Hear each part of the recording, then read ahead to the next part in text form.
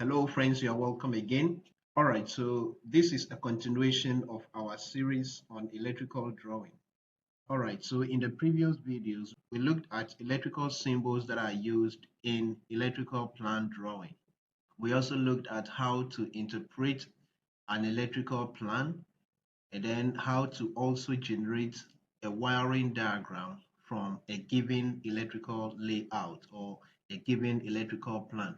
Here in this video, the focus is on how to be able to either insert electrical symbols in a ground floor plan or to be able to make sense of an electrical layout on a ground floor plan. So a ground floor plan is a diagram or a drawing to show the internal sections of a room. For instance, this drawing we are seeing here is a ground floor plan. All right, so this is a building, but inside the building, these are the various sections we have in the building. And when it comes to electrical wiring, that is what we need to be able to know how many switches we are going to use and then how the system is going to be wired. Good. So here, as an electrical technician, you can't be given a plan like this and you'll be asked to position the various electrical accessories at the right positions. Good. Before you'll be able to do that, you have to understand this plan itself so that you know the appropriate position to put every accessory. Good. And so before we move on with this video, we first have to learn some few things about the ground floor plan. So the ground floor plan is actually made of walls, doors, and windows. But before we'll be able to position our electrical accessories correctly in this drawing, one important thing that we have to know is that we should be able to identify the doors in the plan and then at least the windows. Just as I explained with the electrical symbols, the drawing here also is represented with symbols. So here there are doors and there are windows. Okay, so this is a door, this is another door, this is another door, this is another door, this is a closet door, this is also a closet door, this is a door. Okay, so this is how the symbol actually looks like, same as this one. Okay, so depending on the position of the building, this door can turn in a different way. But if you observe carefully, you see that one side of the symbol is very straight, and then the other side is curved. Okay, all right, so we are going to learn something very important about these features of the symbol. Good.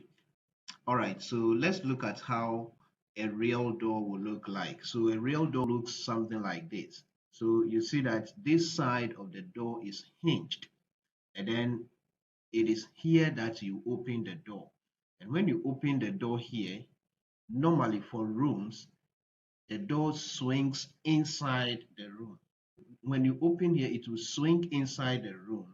If you put the switch at this direction inside the room, it means when you open the door, you still have to go round to be able to get access to the switch, and that is wrong. Very good. So let's go back to our drawing. So in this drawing, for instance, I said that this part of the door is straight, this side is curved. The straight part of the door in the symbol represents the hinged side of the door. So it means this door will be opened here, and because it's a room, it will normally swing inside the room this way. So you open here and then it swings inside. So you have the door actually cover this part after opening. Okay, so the correct place to position a switch on this plan is this side. And then when we come here, we open here and it goes this way. So the best way to position our switch is here. Okay, so the doors, there are some times that you will also see a double door in the ground floor plan. Okay, this is how a double door will look like in a ground floor plan. It's just like two of the single doors put together. All right, so this is how uh, it looks like in real terms. Okay, so apart from that, the various spaces are usually named so that you know this is a bedroom, this is a bedroom, and this is a washroom. Okay, there is another aspect of this plan that is very important, and that is the dimensioning and then the scale. But I may talk about that aspect in another video. All right, so here we are going to look at an example of how to position the switches and then the sockets and then the fans and the lights correctly in a ground floor plan. All right, so this is an example of an electrical layout on a ground floor plan. As I explained earlier, this is the entrance to this sitting room, and so the correct position for the switch should be here because the door is opened at this point and then it swings inside this way. So this is a window, this is a window, this is a window, and then that is also a window. So in case you want to position any electrical item in this room, if you're able to identify that this is a window, probably you know you can't put anything around there. The only thing you may want to put here is maybe a socket. Okay, so this switch is positioned here.